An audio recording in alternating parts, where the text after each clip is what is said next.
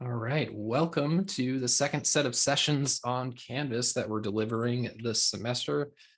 This one is on activities. So all of the, a sampling of the activities and assessments that we have available to us in Canvas.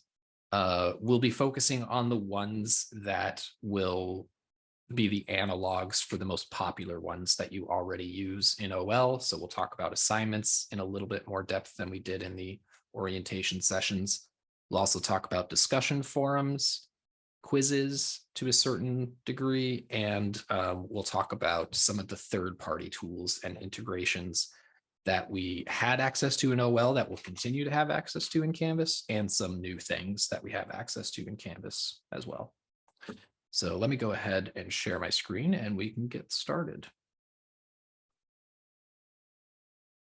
All right. Trust everybody can see my screen. I see thumbs up. I always appreciate that. Thank you. All right. So we're going to talk about assignments first. And this course site should probably look familiar. This is what I've been using as my example for folks in these training sessions. So we'll be going over some familiar ground as we go through these sessions. Like I said, the first activity we're going to cover today is assignments, or is the assignment tool, rather. A word about what Canvas, or how Canvas uses the term assignments before we get into talking about the actual assignment tool, because for me, this was the confusing switch I had to make from going from OL to Canvas. Not the only confusing thing, but the main thing that I sort of needed to think about for a second. So Canvas uses the term assignment to mean multiple things. So one, obviously, it means the assignment activity that we're going to talk about in a second, the thing you use to collect work from students. That's a pretty straightforward one. But it also uses the term assignments to really mean any gradable activity in Canvas as well. And all of those assignments have their own separate names. So there are assignment assignments, there are quiz assignments, etc. And it is also the place you go. The third way it refers to assignments is also the place you go to set up the weights for your gradebook calculations that we covered in the last session. So when I use the term assignments, I'm either going to specifically say the assignments page, or I mean the tool itself. Otherwise, I'm probably just going to say activities in the way that Canvas would say assignments as the global term. Just in case you see these terms used in Canvas documentation somewhere, just wanted to give you a little bit of background for that. But let's talk about the assignment tool specifically now. So as we know, to add something to our Canvas course site, we just go to the module we want to add it to. I can never find a good spot for this microphone. It's either in the way of my webcam or in the way of my screen. We'll put it right there. We go to the module we want to add the assignment to and click the plus icon.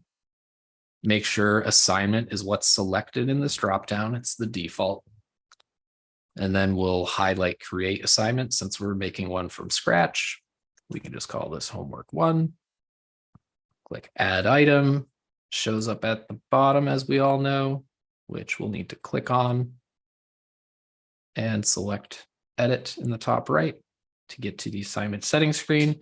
We've been here before, but I want to talk about some things in a little bit more depth on this screen. So you have your text editor, which you can use to do all the fancy stuff we talked about last time for your assignment description or instructions, so links, images, audio, video, file attachments, all that sort of stuff. So just keep that in mind when you're thinking about what you would like to include there for your students. And then down here are our assignment specific settings that we could choose from. So the first thing we want to do is give it a total point value. More often than not, that's just always going to be 100. And then you just want to make sure it's in the appropriate assignment group, which we'll recall from last time is what Canvas calls our gradebook categories. So either we've set these up ahead of time and we can add them to it, or we can create groups on the fly and set up our gradebook as we're adding assignments. So it's really up to you, the process you want to go through there. Typically, I like to go set up my gradebook separately first and then create everything else. Yeah, go ahead, Jess. Maybe you'll get to this. So right now in OL, we put in an assignment, and all the grouping is what you said, how the grade book is set up with the percentages. Mhm. So for example, I can put it aside, like for almost all my classes, it's, reading is 10%, or, Yep. quizzes are this percent, or, projects are this assignment, final stuff is this assignment. So basically what you're saying is we can still go in and create all those individual groups. And we do that separately for each class. Is that correct? Correct. Yes. But if you Each have class can multiple have a different sections set of of the same groups. class, yes. Yeah, you can. But Okay. if you have multiple sections of the same class, you can just set it all up in one and import everything to the other. Okay, perfect. So it basically works the same way as OL currently does. Yes. Yep. In Okay, that regard, perfect. for Thank sure. you. Yeah, you bet. And then you have different options for once you select or type in the total point value and select the appropriate assignment group, you have different options for how you want that grade to be displayed. Points is the default, which is what I would recommend. But you can also set it to complete or incomplete, percentage, letter grade, which you would still enter a numerical value for. It would just display the letter grade equivalent according to Berkeley's grading scheme. GPA scale, so out of 4.0, or you could just make it not graded. You can also say, do not count this assignment towards the final grade, which you might be wondering, why do they have that option when they have not graded in here? That's so you can still give students something to work with in terms of a point value or quantitative feedback, but still just have it not included in the final course grade calculation. So that's kind of nice. In OL, you'd have to create a whole separate category worth 0 and put them in, but you can just click this box here. We've covered submission types before. We're going to get into online here in 1 second, and external tool toward the end of this session is what we're going to circle back to talk about some of those third-party activities that we have integrated into Canvas here. For now, we're just going to take a look at the online options. So we have text entry, which gives students a text editor similar to this one, if not the exact same, I think. We have website URL, just a field to enter a website URL if you need that. Media recordings gives your students a few different options for submitting media submissions. Student annotation. This is kind of a specific use case scenario, but if you have a file that you would like students to get a copy of kind of as a submission template, then you could attach it here. Students would get their own copy, and then they could change it to be their submission. So if you have assignments where that could be useful, that's the way you would go about doing that. Then you just have your generic file uploads, which you can also restrict by file type. So I'm going to leave these 3 turned on just so we can see what these look like from the student point of view once we get through talking about the rest of these settings here. You have your submission attempts. If it's set, Joe, could you, yeah, I'm sorry to interrupt. Could you also give us what the website URL field looks like? Because I have a lot of students who just submit links to Google Drives and things. gotcha. Okay, yeah, that's a good. I may as well just include that going forward, actually. Yeah, you bet. And then submission attempts. The great thing about unlimited attempts in Canvas, or even if they're limited to a certain number, is when a student submits multiple times, you as the faculty member can view those submissions separately, but all in one place in the speed grader. And it'll tell you which submission you're looking at, and you can give students feedback on specific submissions. So you have more, it's easier to keep track of and organize that stuff, and you have more of an opportunity to have an ongoing conversation with students about that. I'm just going to leave it at unlimited for now. Plagiarism review. I haven't tested this one out so much, and that's because we have Turnitin as our plagiarism checking solution in Canvas. We had it in OL. We'll continue to have it in Canvas. So if you are interested in text matching submissions, I would recommend using Turnitin. Yeah, Jess. So, I don't think this is a question you're going to be able to answer, but I'm going to throw it out there anyway, just in case. So, I teach a lot of heavy writing classes, and so Yep. try to use Turnitin. But now with Google Docs and people just submitting links, there's no way for me to check that work unless I download it. And then I've always had trouble then taking a Google Doc that I put into Word and then being able to, I can't figure out how I can actually upload it into Turnitin to check it. Yeah, it's difficult So, as an instructor to do it that okay, way, especially the way we have the integration set up. So if that's yeah, something you want, I would just articulate to your students like, hey, we're using this for this okay, reason. Please submit it in, okay, these formats, that kind of thing. right, And even if they want to type it out in Google Docs, which I'm sure most of them would want to, rather yeah, than going through the whole rigmarole of getting access to Microsoft Word, they can always export as PDF or some other file type as well from Google Docs and upload it that way. And they can okay, also reach out to us for assistance with that too, right. their first time around. So Okay, so no real changes then. Okay, thank you. yeah, you bet. So that's my spiel about plagiarism. You can make it a group assignment. Group assignments in Canvas, all the students in that group share that submission. So you can't have separate submissions for each student in the group. They all just share it, but you can assign grades to each student individually, which is nice. Peer reviews, I believe I mentioned this last time, but we'll talk about it in a little bit more depth here, are something new to us in Canvas for assignments. You can set it up to automatically assign peer reviews to your students. So you can say each student has to review 2 others, and then you choose the date on which Canvas will randomly assign them, or you can just manually assign them after all of the submissions have been uploaded or completed. And you can say the peer reviews appear anonymously. So I wouldn't know who peer reviewed me if you did that. And you, as the faculty member, can see the peer reviews, comment on the peer reviews, give that peer reviewer feedback separate from the student they're reviewing, which is nice. And I always like to mention, if you use rubrics, that's especially handy, I think, for peer reviews, because not only are the students who are submitting their work looking at the rubric and getting a better idea of what's expected of them for the activity, but the people doing the reviewing, who may have never done anything like that before, certainly haven't graded anybody else's work, likely, will have a better understanding of how to approach reviewing a peer's work if they have the guide, so to speak, of a rubric to refer to. So they would be using the same one you would be using to do your final grading. The grades that the student reviewers give their peers don't count toward their submission. It's just the faculty member's final grade that would count. It's just a way of generating feedback and getting a dialogue going.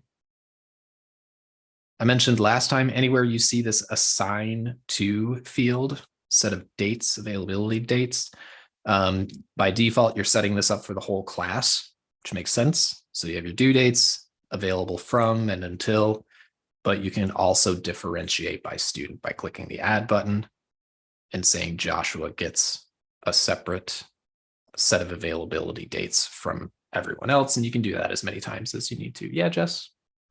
I'm sorry to keep interrupting. So with the available due dates right now in OL, we put in the due date and there's a due date and that's what appears. So it shows the date the assignment opens, the date that it's due, but we also can put in a cut off date that the Yep. student doesn't see. So for example, I always extend about 48 hours. So, if you get a student who says, oh, I just couldn't make the deadline today, but I can hand it in tomorrow, I don't have to go in and constantly be doing extensions. I can just say, oh, the assignment window is still open. Yes, you have an extension, especially if I know I'm not going to be grading it for at least a couple of days. So is that the until? Will they see the until, or is that just for me? They will see all of these dates here. Yep. Oh, so we can't have a secret cutoff date anymore. Not a secret one. No, but you could, if you needed to, just have this until date set earlier so it's not secret and it's not something that students see as like, ooh, an opportunity to submit later. and then just differentiate based on the student below to give them a Okay, separate. so, all right, so that's not quite as convenient then. But yep, those are the options for those. And then you can always notify users whether you've updated assignment instructions by ticking that box there. But let's go ahead. Let's make sure I've given everything an input that needs it. And we'll click Save and Publish to see what this looks like for students. Well, first, as a faculty member. So you see all of these settings here, but if I go into the student view, I will see all of this here. Click Start Assignment. And here are all of my different options. So they're tucked away on individual tabs, which is kind of nice. So they don't see a whole bunch of fields all at once. That might be a little confusing, but here's their file upload. They can use their webcam if they want, because we enabled media. Here's text entry, which is the same editor that we have access to. Website URL, so just a field for a link. Media, they can, so this is part of the media option for submissions we selected. It's not the only part, but this media allows them to record or upload media on the fly. So this is just the basic webcam and microphone recording options. They can also submit via Google Drive here, so they can select their submission directly rather than just pasting in a link. But they also have Studio, Canvas Studio over here on the right. That's part of the media, part of the options they get when you enable media submissions. So they can either add videos that they've already recorded or record new ones on the fly up here. This would require them to download a small, simple recording application. But once they do that, they can record and upload to this place here. So that's what you get when you enable those 4 options, all of them except student annotation.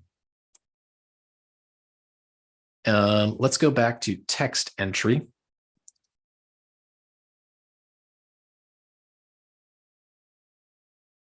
And submit. You get some lovely confetti whenever you submit to Canvas. It's great. I feel very good about myself when that happens. And then I can click new attempt. So I see that I submitted this. I can go check out what I submitted by looking at submission details, or I can do a new attempt since it's unlimited. I'll do text entry again.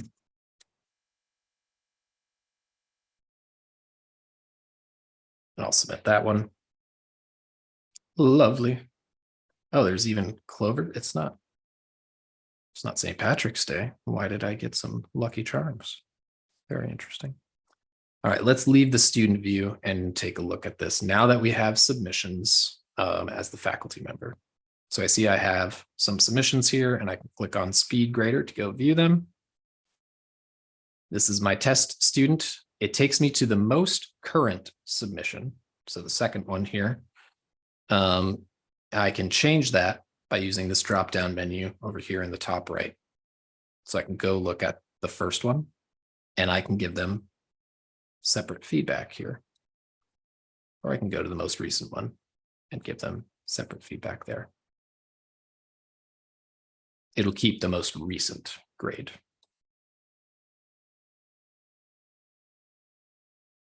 And if I didn't mention it last time, any feedback you give your students in Canvas for their work, the students can reply to it. They can comment on it. So you can actually start a dialogue with them right there in the interface. And when they go see their submission details, they'll see those comments there. They'll see an option to reply to them, and you'll all have access to it in one place, which is really nice. If you want to add rubrics to your assignments, or if you have existing rubrics for assignments that were migrated over from OL, you'll see them down here, or you can add them by clicking the Add Rubric button here. Give it a title that's better than the filler text they provide you with. And then the basic rubric gives you one criterion to start with. So maybe this is grammar. And maybe you want to give it a more in-depth description for what you're talking about when you're talking about grammar. And you update it. And then you can select your range of ratings. So by default, it gives you full marks at 5 points and no marks at 0 points. You can change what it says. So maybe you want to go this route, and then you can say what they have to do to achieve this rating. And maybe this rating is 25 points instead of 5. Now it's 25 and 0, and this 25 over here updated. I could also update it here, and it would update the maximum over here. We can say, or maybe for that, if we need further granularity between full credit and no credit, which we likely do, we just click the plus icon in between those two ratings. It'll give us the midpoint between them, but maybe we want more granularity than that, right? So let's say this one is 20 points. So it goes 30, then 20, and this one is good. And then we go again. Now it's got it where we want it, 10 points. Fine. I don't know. You'd probably come up with some better language than this. But here we go. That's a basic one. And then you could add more criterion. Below that, you could duplicate an existing one or start a new one from scratch. We'll talk about the rest of this more in the grading and gradebook session coming up in the future. But for our purposes right now, if you only remember one thing about rubrics, remember you should tick the use this rubric for assignment grading box before you create the rubric. If you don't do that, it's not a huge deal. But what's going to happen is you'll tally up all of the points on the rubric for the student, and it'll display that inside of the assignment. They can see all of that. It just won't go the extra mile and send that grade to the gradebook for you. You'll have to manually type it in. But if you tick this box, it'll automatically send that grade to the gradebook for you as well. So more often than not, you want that to happen. Yeah, go ahead, Jess. This is a question about the speed grader, but if you tell me that you're going to cover it in the speed and grading session, in the grading session, then I'll wait because I'm signed up for one of those. And it just had to do with the view that we were on when we were in the speed grader. Mm-hmm. So it doesn't pertain to rubrics. So I don't know if you want to finish talking about rubrics first. No, that's all I wanted to say about that. What did we want to look at in here? Okay, so currently when I grade, I use the Joule grader. So I go in and a student either has a link to their assignment or I download their assignment. I'm assuming depending on what they submitted or how they submitted it, it'll show up. And again, I can either download their assignment or click on a link and be brought to the assignment. So I just want to make sure a lot of the time, like I might grade in ScreenFlow. And then so I'll have some edits on their document, but then my comments and feedback are through a ScreenFlow. Mm-hmm. And then I give them back both to look at. So how would I just attach both the ScreenFlow then and their document using the paperclip after I put some basic comments in the window and then submit that way? Yep, that's how I would do that exactly. So this file attachment field down here is how you would do that.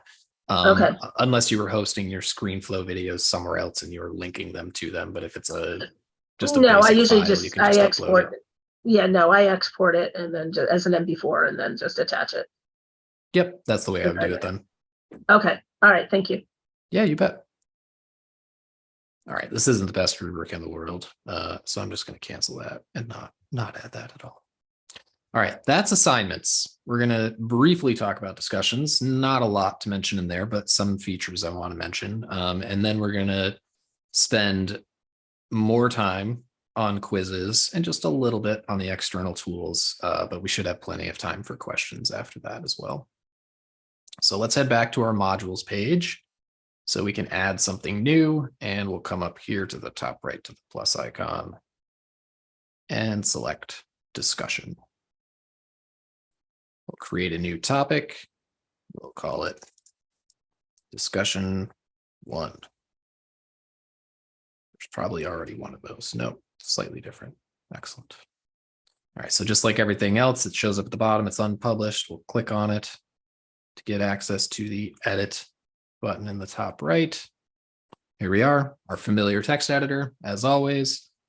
It's going to say post to all sections. That's kind of misleading. It's functionality that we're not using in Canvas. If we were, that would post them to multiple sections, but for us, it's not. So just always leave that at all sections and just know that it's for this course site specifically. You can add attachments. Allow threaded replies. This one bears mentioning, even though it sounds pretty boring. It still kind of is, honestly. But by default, Canvas discussion forum posts allow anyone, instructors or students, to reply to them. So what does this mean then? If we enable this, that means you can reply to the replies granularly. So I make a discussion post topic. Jess replies to it. Amparo could reply to Jess's reply. If I don't tick this box, it's just one level deep. That's all. So threaded replies, you can just, go down the rabbit hole. Users must post before seeing replies. So if you have this box ticked, students can't see any other posts until they make their own post. That's all. I don't recommend ever playing with enable podcast feed. That makes things public. FERPA is a thing, so we don't want to do that probably. That's probably more for like corporate, I would imagine, corporate use case scenarios. By default, discussion forums are not graded. If you would like them to be graded, just tick the box. Then you get most of the familiar grading options that you saw in the assignment settings area. So points possible, display grade as, assignment group, discussion forums could be peer reviewed, and same assignment field here, or assigned to fields here. Either way, you can also allow liking, which is just a thumbs up. That's all that is. And you could narrow it down to just graders can like. So you could use that to say, if I thumbs something up, that's like, your benchmark post. That's a good example of what you should be shooting for. You can also add it to the student to do manually. If it's not graded with a due date, you can add it to their to-do list as a thing they should do by a certain time. Can be a group discussion. In this case, obviously, the group does not share the same post. It's just the people in the group interacting with each other versus everybody in the course site. And whether or not it's graded, you can still set some availability settings below there as well. So let's say we have all of that set up. We'll save and publish. You're just going to click reply here to make your post. Post your reply. There it is. Now I can reply to that and post that, but I'm not able to reply to this reply. I'm just replying to the main up here.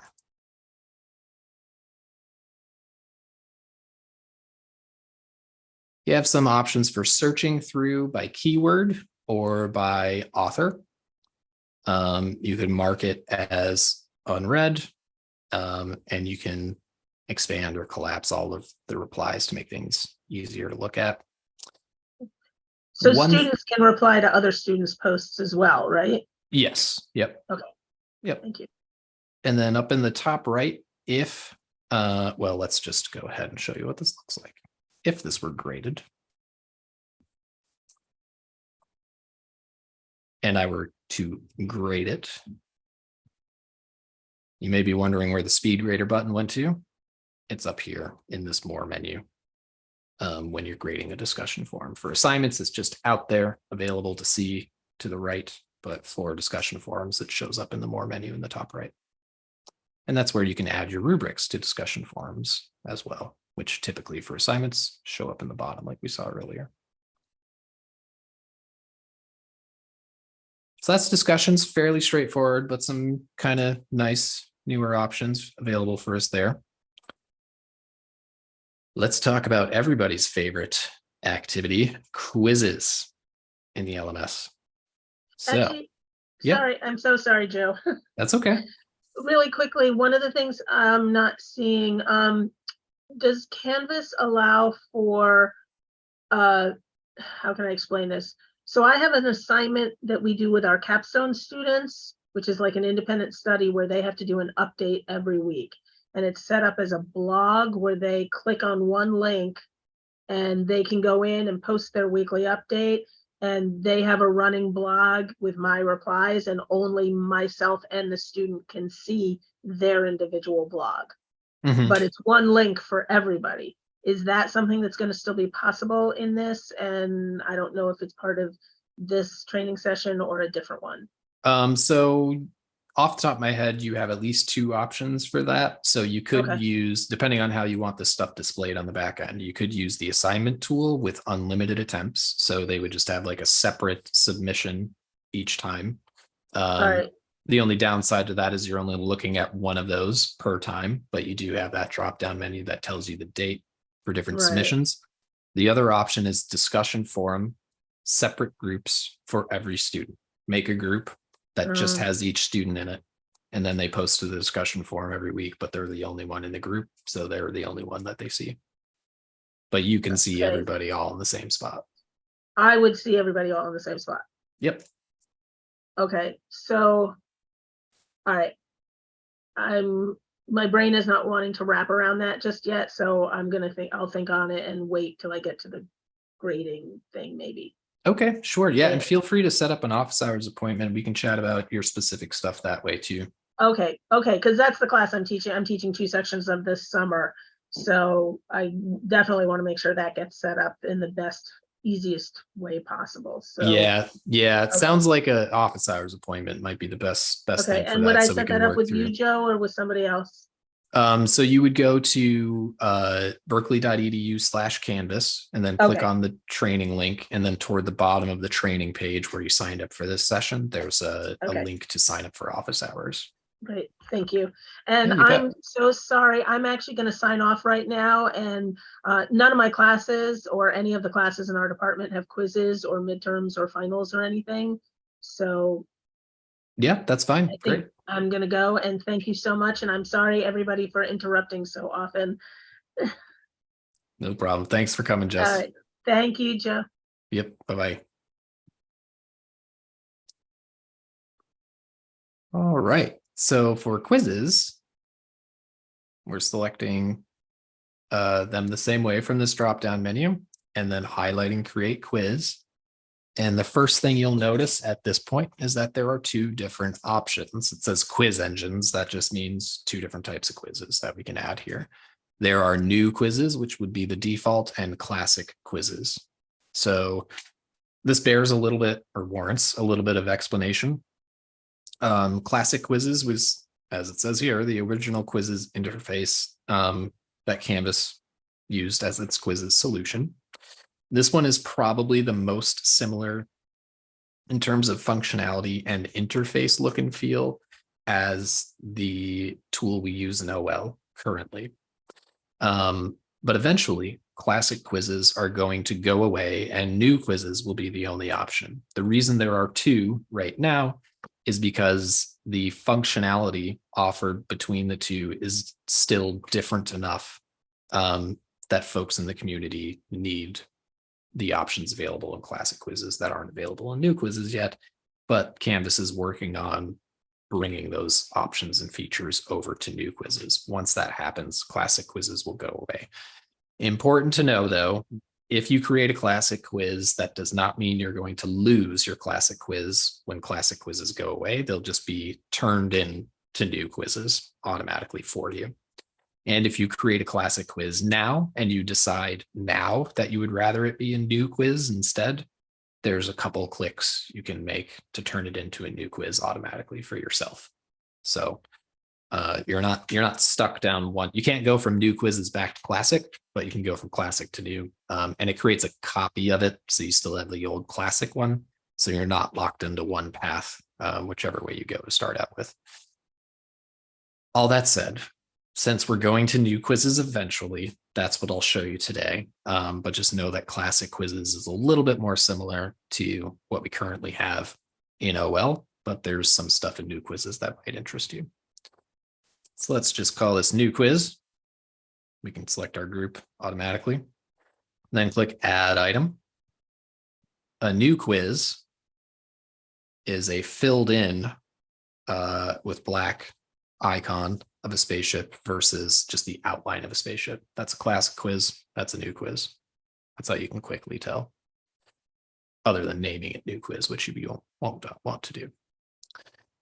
All right, so we come into the new quiz. We're already on the settings screen.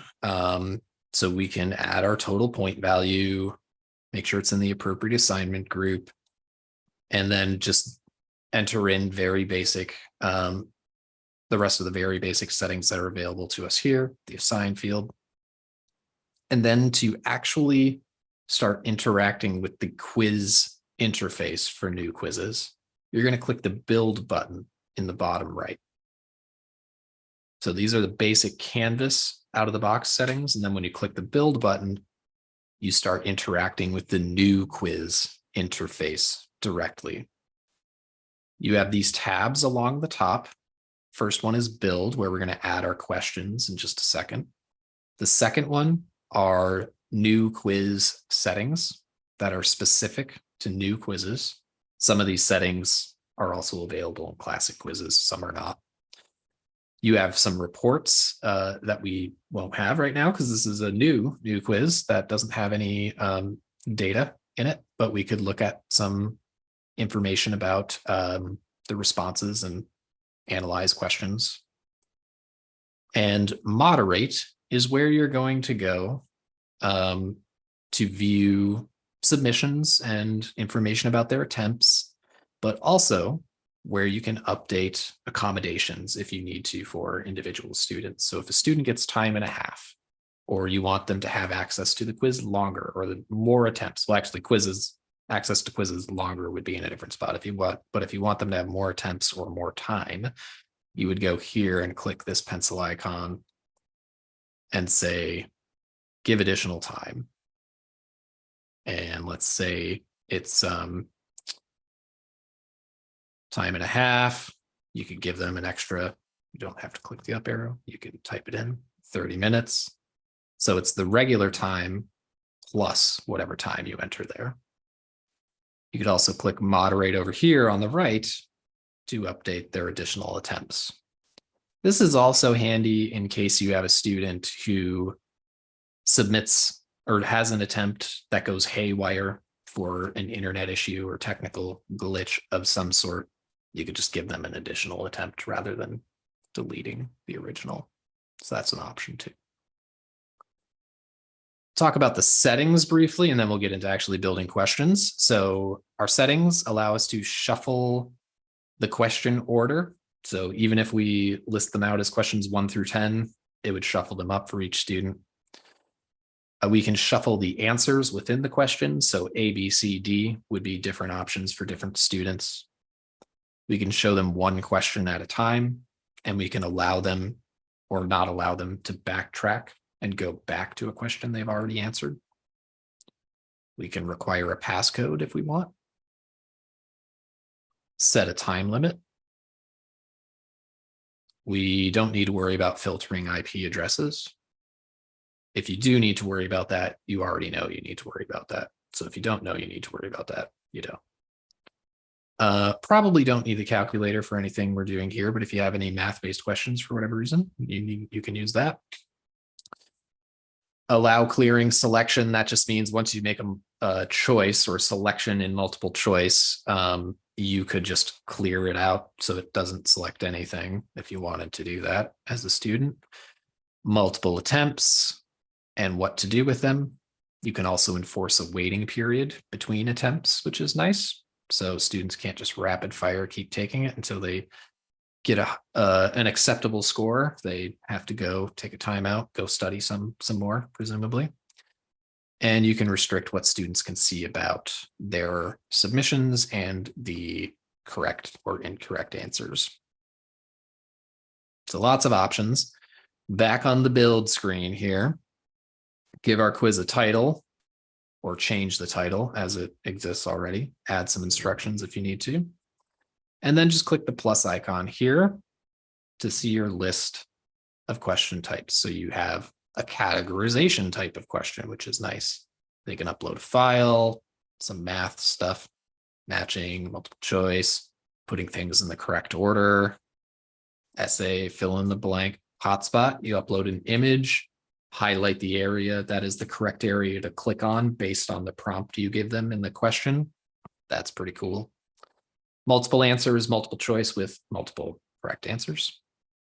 Numeric, you just enter a number. True or false, straightforward. Stimulus is kind of cool. That allows you to have one prompt that can contain whatever you want. It can contain an image, media, audio, video, whatever. It's just one prompt with all of those options that applies to any number of questions that you want. So it just packages that content in a nice little container for you, which is kind of cool. Let's just do a multiple choice one just to get an idea of what the interface looks like here. So your question title is just for you as the instructor. The students don't see it. This is if you use question banks in the future and you want to quickly co-locate a question from one quiz into another quiz. You can say, oh, that's what this question is about based on your question title. So I don't know. For me, this is just question one, but for you, there would be more of a description. Then your question stem is the question itself. That's the prompt students are responding to. A more basic text editor, but you can still add images, audio, video, links, whatever you need to.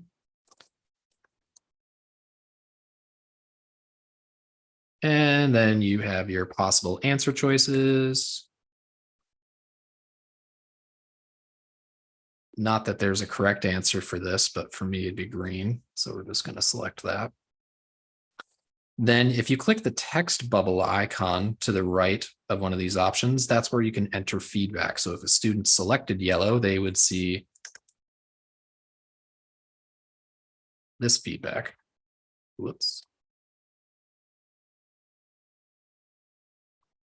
You can delete options, which you would need to if there was an extra one, or add more options if you need to here. And you can show a calculator if you need to. You can vary the points based on answers. So this is full credit, maybe. This is half credit. That's no credit. Shuffle the choices. And if you're shuffling the choices, you can say, nope, this one's always going to show up in this position, but these two you can shuffle around by using this lock icon. So some fun options here. When you're done, you click done. There's that question. And now you can add more, either before or after it. You can get back into editing by clicking on the pencil icon. I believe this duplicates. Yes, it does. So if you have the same format over and over again, or the same prompt a bunch of times, same set of answers, but the correct one changes based on the prompt, get the idea. You can just duplicate, drag and drop these around using this guy, and obviously the trash can to delete. Let's say we're done. We click return. We're back on the course homepage. There's our new quiz. We can publish it from here if we want. And let's just take a quick look as a student. Sorry, we have to go back out here to take a look as a student for new quizzes.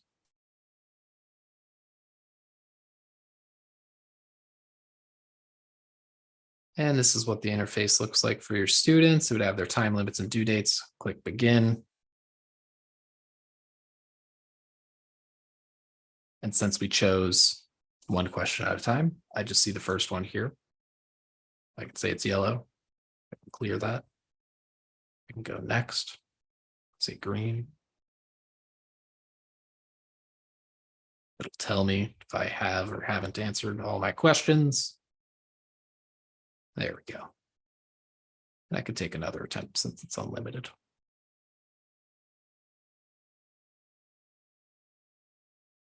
All right. So those were quizzes. I quickly want to show you, because I promised I would, how to add one of these external tools we'll just use Turnitin as an example. Yeah, Amparo, go ahead. So I wanted to ask you, back to settings, you had the possibility to shuffle the questions, the order of the questions themselves. Is there a way to do it by a group? So for example, I like the idea that you were able to group questions into like a small group. Is it possible to shuffle between those groups to allow some sort of structure? So let's say questions about base, and you get them at the top, the shuffled, and then questions about another topic, and you get them shuffled. Is that something that's possible? It may not be possible in Stimulus itself here, but let's take a look to see if that's an option in here. So this is the interface for adding a stimulus question. We'll just put in some placeholder. So this would be the prompt that is pertinent to all of these questions that we're going to put in on the right, and we can decide where the questions show up. But let's see what happens when we start adding actual questions here, if we have the option to shuffle further within this. My guess is that likely not within this smaller subgroup. Okay. Yeah. Well, I mean, it would be nice. I love the idea of shuffling, but, keep them within the topic, as opposed to shuffle them throughout the whole quiz, Right, right. But we'll experiment a little bit more on that. That's okay. And can you go a little bit deeper into the visibility options that we can let of students for grading and feedback? So for example, I know there used to be a lot of checkboxes on the wall for quizzes, right? Like the different points, the feedback before, like it didn't seem as powerful, this one. Can you go into these three options a little bit? Yeah, sure. So for new quizzes, these are the options you have available here for that. So you can show students their points versus points points achieved versus points possible. And you can also show the individual items along with the questions. So these don't show you anything other than the points achieved and points possible. This would just show you the actual prompts and questions, nothing else. This would show you, or not you, the student, how they actually responded, and then whether or not that was right, and whether or not they can see the correct answer if they answered incorrectly. And then if you get any feed, so if you put any feedback in, like I showed us how to do with the silly color question, that's what you would tick to show the feedback for that. So the level of granularity is about the same. We just don't have as much control over the time when they see it for new quizzes. Yeah, that's what I was sensing. Okay, so my question was towards, do they get it at the end of right after the quiz, or after it has been graded? That didn't seem clear, but I'll play around with it, I guess. Yeah, I believe it's going to be right after their attempt. Okay. But what I think you can do, which I would need to play with as well to confirm, is show them less until you're ready for them all to see everything, and then come back here and change it afterward. Okay, thank you. Yeah, that sounds about right. Thanks. Yeah, sure. Thank you. You have different options for these for classic quizzes that are a little bit more time-based, but they're not as detailed as we have in OL currently. OL is extremely, extremely granular with all of that stuff, which is both a good thing and a bad thing in some respects, I think. But you do have some more time-based options for those review settings in classic quizzes. All right. Yeah, go ahead. Joe, these quizzes seem to be only for the open book quizzes, right? No, not necessarily. They could be how open will we or closed. know that the student will not open the book or have the book in front of them? Yeah, well, if you're delivering it remotely, then I guess you wouldn't, but the way to mitigate that would be with timing settings. So giving them a time limit and make sure that the number of questions you're giving them, the difficulty level of the questions you're giving them, and how you're displaying those questions and having them navigate through it sort of match the time limit to a certain degree. So if you imagine you have a 30-minute quiz with 10 questions that are all really basic, they might be able to flip through their book and like find answers. But if it's a 30-minute quiz with 20 or 30 questions that are more complex, or even 10 questions that are more complex that require them to go into take greater effort than perhaps they have engaged with the material before, then they may not be able to flip through a book as quickly to get those kinds of answers. It also depends on the types of questions you're asking and the type of answer options you're giving them that lend themselves better or not better to flipping through a book to find the answers. Yeah, but that's sort of the catch-22 with giving students quizzes asynchronously anyway. But I think with a little bit of thoughtfulness in how you're constructing them or crafting them in the first place, it's going to mitigate that quite a bit, I think. Yes, and they can type Japanese language into here, right? Yeah, I believe so. Yeah, and you'd still be able to select, you could configure everything, I think, the same. The only question mark would be like short or not short answer, like fill in the blank questions, but I believe that would work fine too. Okay, thank you. Yeah, you bet. All right, just going to quickly show you how to add some of these external tools that we have available here, and I'll mention the ones that we have. So if you click the plus icon, you're going to select an assignment. If it's a third-party tool that you want to grade, more often than not, you're going to do it this way. So you're going to select assignment, click create assignment. We'll call this one actually H5P. I'll show you how to add that. Click add item. Click the name of the item as always, click edit. And then we have the submission type, which I mentioned earlier. For this case would be external tool. And then when we select that, we get this find button that we can use to locate the external tool that we want to use. So you're going to see a lot of options in here, more than I would recommend you use. Just because you can use some of these options this way doesn't mean I would for most of these. But Google Assignments is one that I would definitely use this way. That gives you a Google Docs interface, which you can use to grade Google Drive submissions, which allows you to give feedback in line, like with the Google Docs functionality where you're suggesting text. That's what you can do with the style of grading.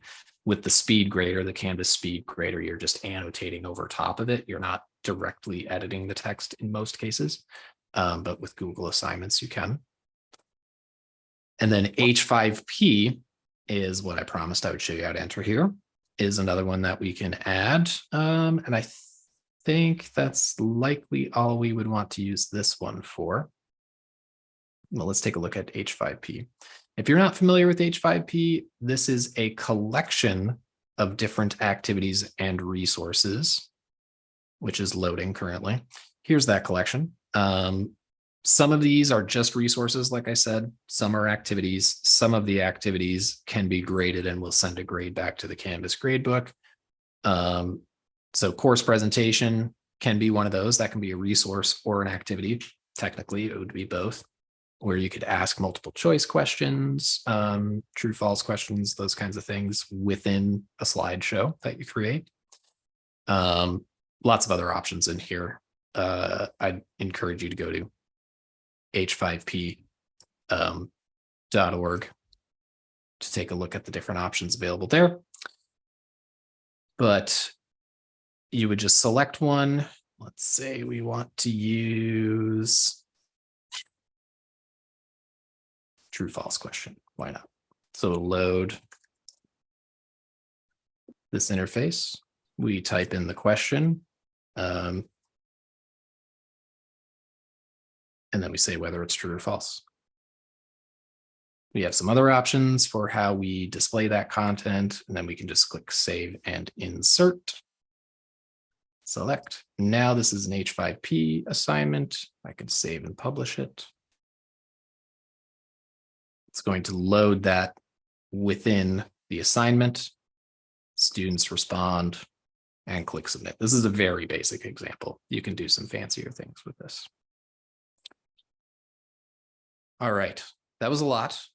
We have less time for questions than I was hoping we would, but I think we answered a lot on the fly as well. Are there any questions either of you have about either anything we've covered or anything we haven't covered? No. All right. Well, in that case, hope to see you in an office hours appointment if we have any specific things to chat about for your courses. Otherwise, hope to see you at some of the other training sessions coming up. I believe the grading and gradebook sessions start next week, if I'm not mistaken. And then 2 weeks after that, we'll have our course site tune-ups to get our course site sections ready to go for the live. First time you teach live. All right. Appreciate you both coming. Take care. Okay. Thank you. Thank you, Joe. You bet. Bye-bye.